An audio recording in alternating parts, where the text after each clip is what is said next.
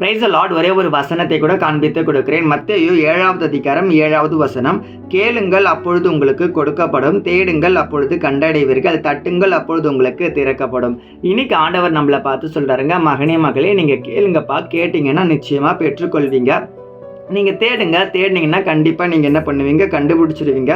தட்டுங்க, கண்டிப்பாக நீங்கள் என்ன பண்ணுவோம், உங்களுக்காக திறக்கப்படும். ஆண்டவர் இன்னைக்கு நம்மளை பார்த்தாங்க சொல்கிறாரு, நம்மக்கிட்ட வந்து தேட சொல்கிறாரு, தட்ட சொல்கிறாரு, திறக்க சொல்கிறாரு. இதுக்கான அர்த்தத்தை உங்களுக்கு நான் சொல்கிறதுக்கு முன்னாடியே வந்திருக்கிறவங்க யாவரையும் ஆண்டவராகிய இயேசு கிறிஸ்து நாமத்தில் நான் வாழ்த்தி வரவேற்கிறேன். நீங்கள் ரொம்ப நல்லா இருப்பீங்க, நான் விசுவாசிக்கிறேங்க. முதலாவது ஆண்டவர் நம்மக்கிட்ட என்ன சொல்கிறாருன்னா, கேட்க சொல்கிறாரு. எதை பற்றி கேட்கணும் அப்படின்னு பார்த்தீங்கன்னா, நம்ம ஜெபிக்கிற பிள்ளையாக மாறணுமாமா. இப்போ நீங்கள் ஒரு பஸ்ஸில் போகிறீங்க, அந்த பஸ்ஸில் போய்ட்டு நீங்கள் என்ன பண்ணுறீங்க, டிக்கெட் கேட்குறீங்க. கண்டக்டர் கிட்ட வந்து நீங்கள் இந்த இடத்துக்கு போகிறதுக்காக நீங்கள் கேட்கும்போது அவர் என்ன பண்ணுறாரு, அதுக்கு டிக்கெட் தராரு. ஒரு ஃப்ரெண்டு கிட்ட போகிறீங்க, அந்த ஃப்ரெண்டு கிட்ட பண உதவி உங்களுக்கு செய்ய முடியும்னா அந்த ஃப்ரெண்டு கிட்ட போய்ட்டு இவ்வளோ பணம் தான் சொல்லி நீங்கள் கேட்குறீங்க.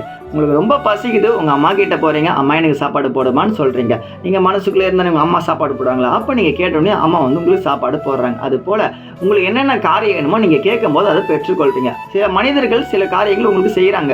இப்படி செய்ய முடியாத பல காரியங்கள் லைஃப்பில் இருக்குது பார்த்தீங்களா உங்கள் வாழ்க்கையில். அந்த காரியத்தை நீங்கள் ஆண்டவர்கிட்ட கேளுங்க, நான் உங்களுக்காக செய்கிறேன்னு சொல்லி இன்னைக்கு ஆண்டவர் நம்மளை பார்த்தாங்க சொல்கிறாரு. ஏன்னா தேவனாலே கூடாத காரியம் ஒன்றுமே இல்லைன்னு ஏசப்பாவே சொல்கிறாரு. மனுஷனால கூடாத காரியம் தேவனாலே கூடுமா. அப்போ ஆண்டவரால் நம்ம வாழ்க்கையில் எல்லா காரியத்தையும் செய்ய முடியும். அதுக்கு நான் என்ன பண்ணோம், ஆண்டவர்கிட்ட கேட்கிற ஒரு சுபாவத்துக்குள்ள நான் வரணும்னு இன்னைக்கு ஆண்டவர் நம்மளை பார்த்தாங்க சொல்றாரு. அப்படின்னா நம்ம ஜெபிக்கிற பிள்ளையா மாறணும். நீங்க டெய்லியும் ஜெபம் பண்ணணும்னு இன்னைக்கு ஆண்டவர் உங்களை பார்த்து தான் சொல்றாரு. நீங்க டெய்லியும் ஜெபம் பண்றீங்களா? யோசிச்சு பாருங்களேன். சில மனிதர்கள் சில காரியங்கள்ல வந்து சொல்லுவாங்க, நீ ஜெபிக்கிறது வேஸ்ட், பைபிள் படிக்காத, மாட்டாது, வராது, நீ என்னதான் ஜெபம் பண்ணணும் வாழ்க்கை மாறதுன்னு சொல்லுவாங்க. ஆனா நீங்க தொடர்ந்து அற்புதங்களை பார்க்குற வரைக்கும் ஜெபிக்கிற பிள்ளையா இருக்கீங்களா?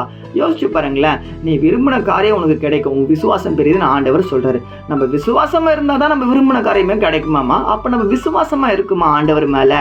சில நேரங்களில் வழி விலகி போயிடுறோம், அவ்வளோதான், என் வாழ்க்கை கிடைக்காது, நம்ம நம்பிக்கையை இழந்துடுறோம். ஆனால் ஆண்டவர் சொல்கிறாரு, மகனே மகளே, உன் நம்பிக்கையை இழந்துடாத, நம்பிக்கையோடு நீ நினச்சிருக்க அந்த காரியத்தில் நீ அற்புதத்தை பார்ப்ப. இன்னைக்கு ஆண்டவர் இந்த காலை வழியில் உங்களை பார்த்தாங்க சொல்கிறது. சில நேரங்களில் கூட நீங்கள் டவுனாக இருக்கலங்க, ஆனால் இன்னைக்கு இந்த ஆண்டவர் சொல்கிறாரு, இன்னைக்கு உன் வாழ்க்கை மாறுமா, நீ விசுவாசமா இரு, அற்புதத்தை நீ பார்க்க போகிற. அதுக்கு நான் என்ன பண்ணணும்னா, ஒழுங்காக ஜெபம் பண்ணணும். இப்போ நீங்கள் ஒப்பு கொடுத்துறீங்களா, ஆண்டவரே நான் ஜெபிக்கிற பிள்ளையா மாற போறோம் அப்படின்னு நீங்க ஜெபிச்சீங்கன்னா கண்டிப்பா கண்டடைவீங்க. அப்போ நீங்க கண்டடைவீங்கன்னா நீங்க பார்க்க போறீங்க உங்க வாழ்க்கையில வரப்போற அற்புதமான காரியங்களை, அதிசயமான காரியங்களை. உங்களுக்கு திறக்கப்படாத கதவுகள் இருக்கு பாத்தீங்களா, உங்க பிரச்சனைகள் மாறாது, இது அப்படியே இருக்கும்னு சொல்றது பாத்தீங்களா. இந்த பிரச்சனை சூழ்நிலைகள் எல்லாமே இன்னைக்கு ஆண்டவர் மாத்த போறாருங்க. அதுக்கு நீங்க விசுவாசமா ஜெபிக்கிறதுக்காக உங்களை ஒப்பு கொடுங்க. ஜெபிக்கிறதுனா ஒரு நாள் ஜெபம் பண்ண போதாது, 2 நாள் ஜெபம் பண்ண போதாது, 3 நாள் ஜெபம் பண்ண போதாது. ஆண்டுடைய வருகை வருமளவும் நம்ம பரிசுத்தமா ஜெபத்தில் அவருக்காக காத்திருக்கிற பிள்ளையா, வீழ்த்திருக்கிற பிள்ளையா உண்மையா வாழ்வோம், அற்புதத்தை பார்ப்போம். விசுவாசிக்கிறீங்கன்னா ஆமீன் போட்டுக்கோங்க. வசனங்களுக்கு ஃபாலோ பண்ணிக்கோங்க. God bless you. ஆமீன்.